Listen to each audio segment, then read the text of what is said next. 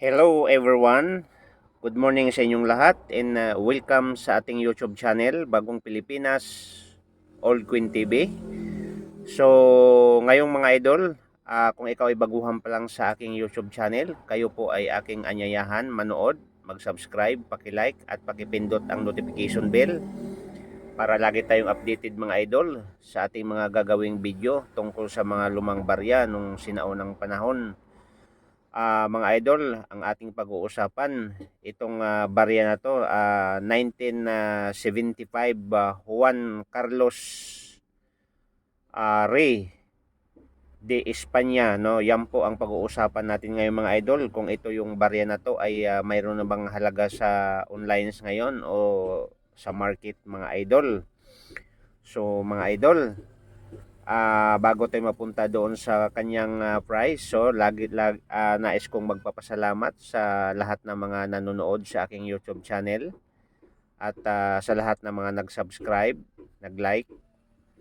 Shout out sa inyong lahat and maraming salamat sa walang sawang panonood sa aking YouTube channel, Bagong Pilipinas, Old Queen TV. Suportahan nyo mga idol ang ating YouTube channel, no?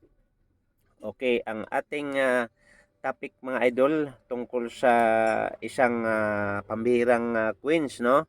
And ang tawag sa queens nito mga idol ay 5 Pisitas Juan Carlos Rey de España, no? Yan po.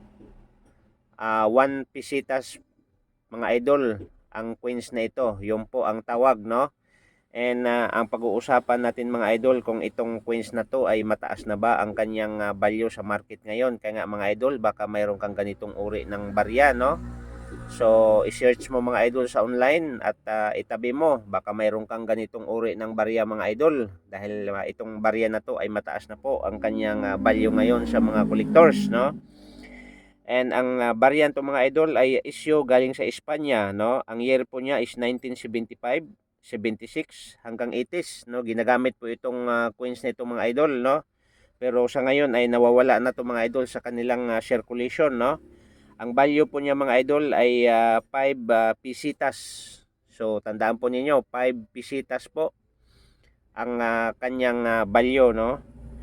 And composition mga idol, copper and nickel 75%. Ayan, ang kanyang weight o bigat, timbang 5.75 grams. Yan po ang kanyang timbang. And kanyang diameter mga idol is 23 mm. Ang thickness po is 1.5 mm. At ang mintage mga idol is 150,600,000 mga idol. No, yan po ang kanyang mintage, no? So, ngayon mga idol, siyempre pag-uusapan natin kung itong barya na to ba ay mataas na ba ang kanyang value, no?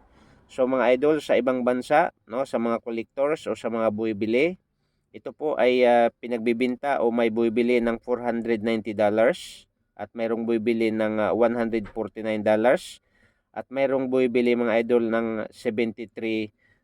So ang $490 mga idol, kung ating susumahin po yan ay nasa 26,000 na po yan, no? 460. At ang $149 nasa 8,046 na po yan, no? And ang $73 is nasa 4,000 something mga idol. Kaya nga mataas na po ang kanyang halaga sa value sa coins na ito. So mga idol, ulitin ko, maraming salamat, no, sa lahat ng mga nanonood at sa walang sawang pagsuporta sa aking YouTube channel, no? So maraming salamat. See you next video mga idol. Thank you so much and God bless po mga idol.